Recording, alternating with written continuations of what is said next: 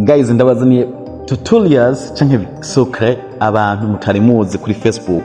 Mwari muyimenyeye kuri WhatsApp. Murabizi ko kuri WhatsApp urashobora kugira ante, urashobora hariho settings ushobora gukora kugira ngo abantu bashobora kugira ante kubona ko uri online kuri Facebook, kuri WhatsApp, ukandikirana n'abantu ukagira byose, abantu ntibagire babona muga kuri online.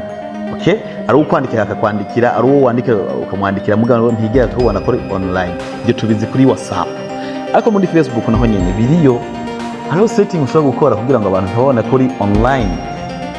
Bakabibaza nane naka aheruka Naason aheruka ku murongo ryari ko tutamubona ku murongo. Okay, so rero cyusabwa rero nuko ukora subscribe kuri Naason TV.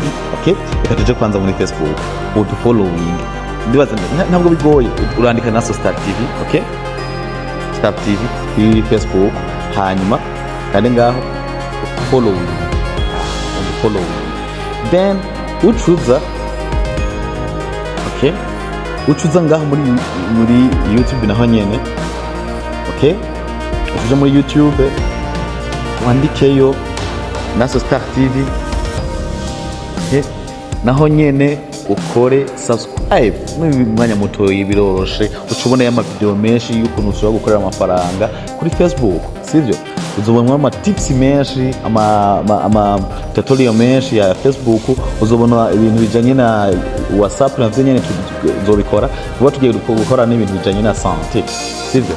Hanyuma hari ni YouTube dushaka ko mukora subscribe, ni Josiane Nihoreho official. Iyi hariko uturimbo twiza tw'Imana mushaka guhezagirwa.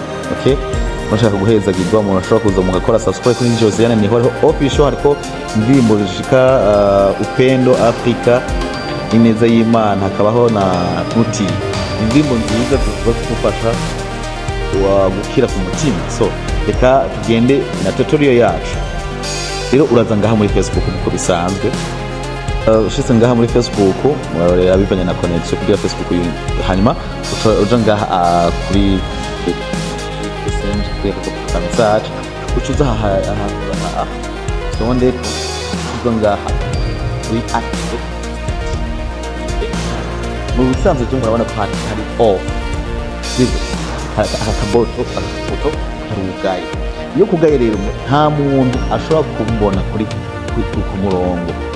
Donc ndashobora kukwandikira muga ntubone ko ndi ku murongo, message ukayibona muga ntubone ko ndi ku murongo, canke ivyo byose ndashobora kubikora utambona ndi ku murongo. Okay, ufyonze ngaha akakuguruka abantu baca bambona ndi online. Aha bose baraza kumbona ndi online. Rero cyuzubwirizwa rero nimba udashaka ko abantu bakubona kuri ku murongo kuri Facebook, cyo ndahakana. Okay, hanyuma aha kuri off, turn off. Okay, turn it off. Wait, aha turaduhejeje, nta muntu aza gusubira kutubona turi ku murongo turi kuri Facebook. Okay, cyusabwa rero nuko ukora subscribe kuri Naason TV. Nabwiye mutibagire no kuri Josiane Nihoreho official kugira ngo mubandanye muronka ubutumwa bwiza bw'Imana. Merci beaucoup, mwari kumwe na Naason.